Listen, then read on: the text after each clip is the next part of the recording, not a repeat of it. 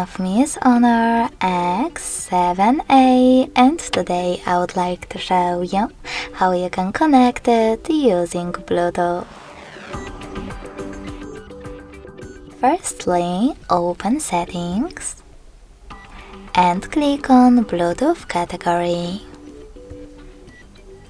Following that, click on this gray switcher next to Bluetooth feature in order to activate it.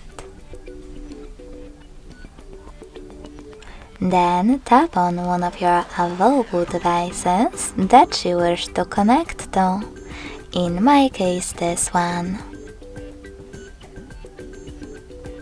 Now select Pair in the pop-up and wait for the other device to do the same. As you can see, in the matter of seconds, my devices were successfully connected. If you want to disconnect them, tap on this gear icon next to the device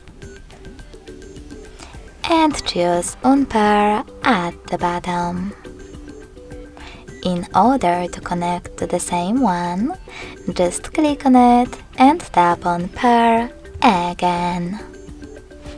Thanks so much for watching. If you enjoyed this video, leave a like, comment and subscribe. Bye!